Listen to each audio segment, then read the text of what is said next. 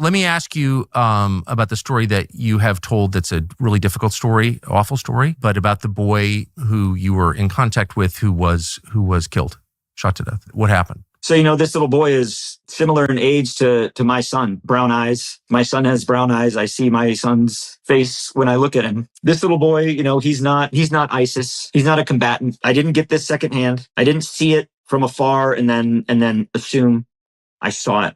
I touched it. I felt it. Other people saw it. This young little boy,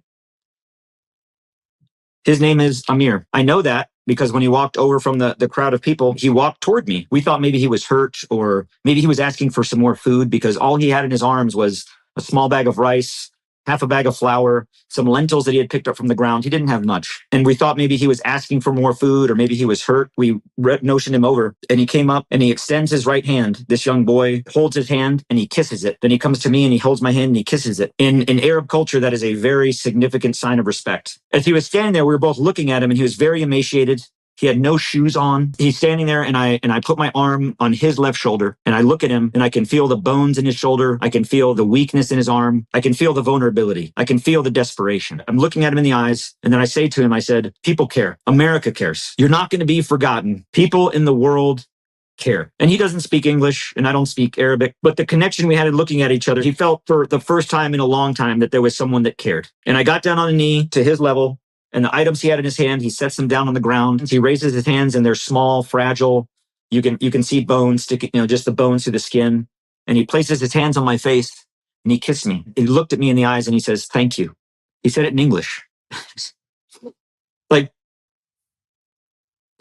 people are starving in Gaza. People are dying in Gaza. Amir goes back to the main group.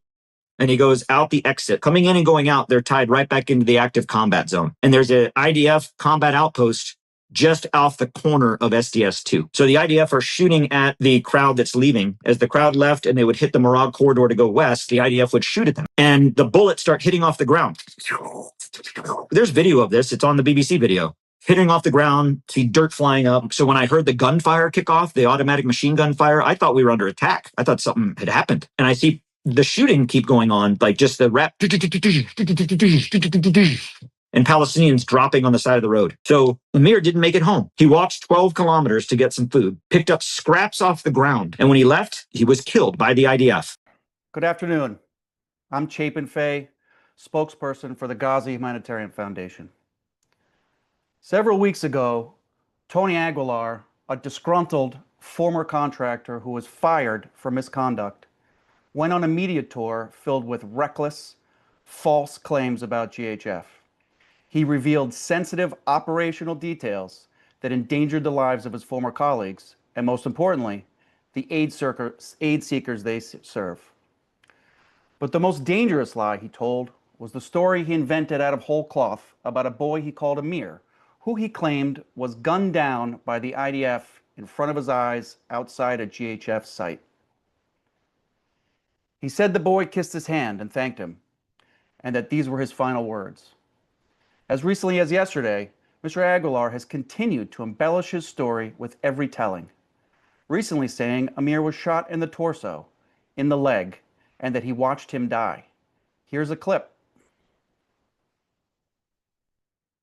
And Amir was amongst them. A shot to the torso, a shot to the leg, dead. So for anyone that says that Amir is still alive and that didn't happen, where's Amir? Where is he? Where is he? Amir is dead. And he died at the hands of the IDF. In late July, when Mr. Aguilar took his lies public, he splashed photos taken of the boy across global media, knowingly misrepresenting his interaction to create a false viral story. That publicity placed the child squarely in the crosshairs of Hamas, who have benefited greatly from Mr. Aguilar's lies and the media amplifying them. If the boy was proven alive, it would unravel their propaganda, expose Mr. Aguilar's lies, and discredit a narrative that Hamas has used to stoke outrage and violence. An alive, healthy boy doesn't serve Hamas. It directly threatens them. What is true is that Mr. Aguilar had a brief interaction with the boy on May 28th at our SDS-3 site, though Mr. Aguilar falsely claimed it was SDS-2, which didn't even open until early June. Mr. Aguilar's only words to the boy were, go home, okay, thank you. Let's watch the video Tony Aguilar recorded that day and listen to Mr. Aguilar in his own words.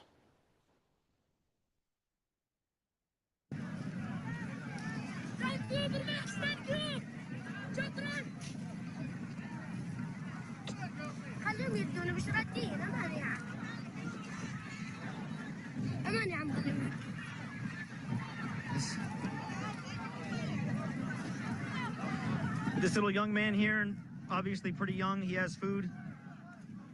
Go home, okay? Thank you.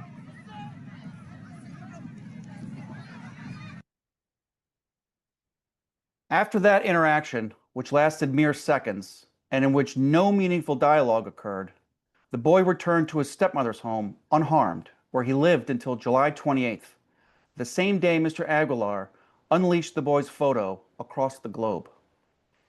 GHF has been searching for this boy ever since, and today I have some incredible news to share. The boy is alive and safe. Falsely identified as Amir by Mr. Aguilar, his real name is Abdul Rahim Muhammad Hamdan. His family calls him Abood. He is almost 9 years old. After weeks of tireless high-risk work by the GHF team, he and his mother have been moved to a safe and secure location. We will not be disclosing their whereabouts at this time for their safety and security, but we have every belief that they are on their way to a new life. This outcome is thanks to our extraordinary relationship with the people of Gaza, our humanitarian team, and American veterans who relied on the deep trust built through GHF's daily aid delivery to find Abood and bring him to safety.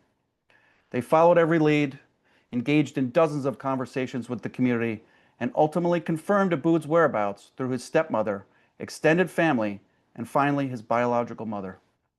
He was brought to our SDS in disguise for his safety. We verified his identity through a variety of means, including biometrics and the very shirt he wore the day Mr. Aguilar claimed he saw him killed. What followed was a high-stakes, multinational diplomatic effort. We are grateful to the U.S. Embassy in Jerusalem and to other countries in the region for their close coordination with GHF to make this rescue possible. I'd now like to share with you a brief clip of Abood's mother speaking with our team. تمام. طيب انا هطلب منك بس طلب ان تفهمينا بس ان طبعا عايزه قررت اذا انت قررتي تطلعي انت وعبود وفهد يعني الكاميرا موجوده وهم بالتصوير حاضر بس تقول لهم بالظبط انت عايزه تعملي الكلام ده بمحض ارادتك انت باختيارك بسلامتك وسلامتك اتفضل. أنا باختياري أنا بدي أسافر مصلحة لابني باخد فهد معايا ابن أختي. وفهد هو ابن أختك صح؟ ابن أختي. ابن أختك ولي عني ند أخويا هو بده يطلع معايا. أوكي. ولا عني وأنا بإرادتي يعني محدش ضغط علي فكرت كتير ولقيت مصلحة ابني فأنا عشان مصلحة ابني بدي أسافر. فرحان بإيه؟ ماما. قاعد مع ماما؟ طيب. إن شاء الله يا رب. مستقبل زاهر إلك وابنك والفهد بعيد عن كل المشاكل دي. ان شاء الله يا رب. هي اللي بتمناه وانا عن جد بتشكركم مش لإلي للطفل هذا بس عن جد. عن جد حبيبي. I'd now like to introduce a leader on our humanitarian aid team. For her safety, we will not share her name, face, or any identifying details, other than to note that prior to joining our team, she worked as a USAID contractor. The threats our teams face come not only from Hamas, but from a hostile media climate determined to discredit anyone associated with GHF. Recently, after Sean, one of our humanitarian experts, spoke at this very briefing, he was stalked and harassed. Protesters targeted him. Reporters dug through his background, not to verify facts, but to smear his reputation. That is the reality our team lives with. This experienced humanitarian woman is in the left picture. Please go ahead and share more about your interaction with Abood. Hi, Chapin. Thank you. After weeks of searching, turning over every stone, and following every lead, I am relieved and grateful that Abood is happy and safe with his mother. It's hard to capture Abood in just a few words. He is a child full of life, overflowing with joy, curiosity, and laughter. Though he has faced more pain than any child should, Abood continues to shine. He has left a mark on all of us he's met here at GHF, and we won't soon forget him. He's a living, breathing reminder of why we do this work, not just to distribute aid, but to defend the dignity, safety, and futures of children like Abood. Thank you for your service to this mission. This story ends in relief, but it nearly ended in tragedy because of one man's lies and a media ecosystem that was far too eager to amplify them. Imagine the kind of person who would endanger a child's life for 15 minutes of fame. That's what Tony Aguilar did. And the outlets, influencers, and individuals that gave him a platform, even after GHF and several journalists interested in the truth provided clear, contradicting facts, share in that responsibility. I'd like to spend a few minutes sharing more about how we found Abood and secured his safety. As soon as Mr. Aguilar's claims aired, GHF launched a search. GHF's leadership from the very top was clear that we needed to do whatever we could to try and locate the boy and bring him to safety. So how do we do that?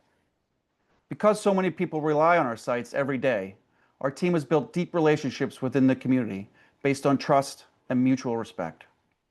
That trust allowed us to quietly begin showing Abood's photo to regular recipients and ask if anyone knew him or his family. One conversation led to another, and eventually we reached Abood's extended family.